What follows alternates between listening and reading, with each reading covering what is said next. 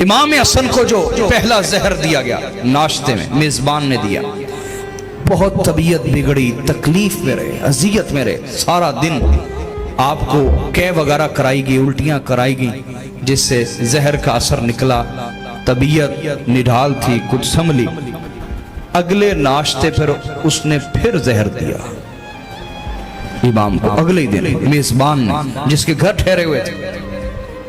پھر شدید تکلیف، اذیت، سارا دن آپ کا علاج ہوتا رہا، آپ کو الٹیاں آتی رہی، کیا آتی رہی، تکلیف میں مبتلا رہے۔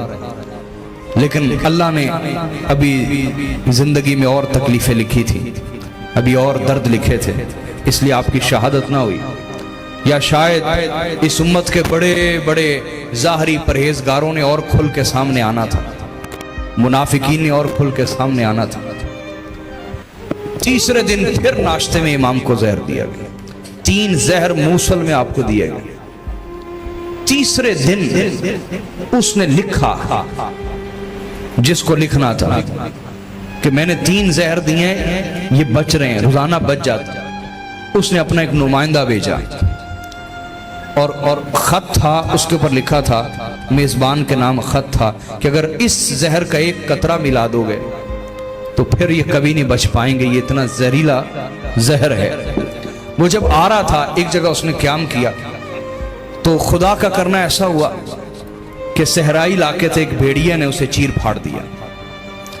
اب وہاں ایک بندہ چرا ہوا ہے، ایک اونٹ کھڑا ہوا ہے، اس کے اوپر ساز و سامان ہے۔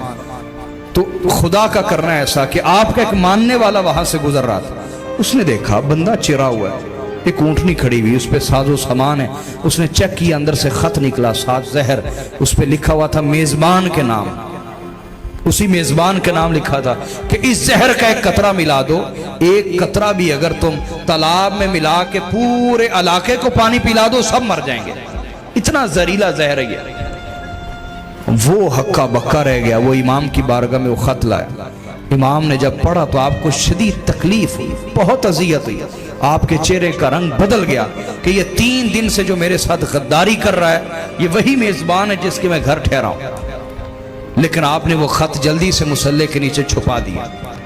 تو جناب سعید موصلی، یہ مختار ثقفی کے جو چچا ہیں، وہ انہوں نے کہا اے میرے آقا اس خط میں کیا لکھا ہے جس نے آپ کو بڑی تکلیف دی؟ کہا رہنے دو سعید موصلی۔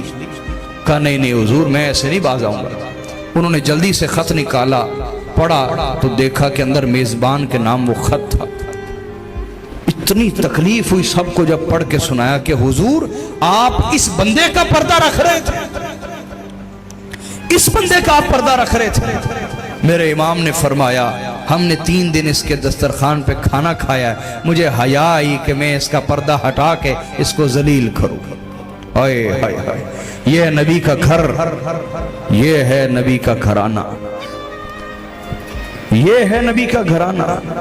اور آج عالم یہ ہے کہ مولویوں نے دوربینیں لگائی ہوئی، کسی سید کی کوئی غلطی مل جائے ہم کیچڑ اٹھا لیں۔ کیا یہ مولوی اسلام کے وفادار ہو سکتے ہیں؟ ایسے مولوی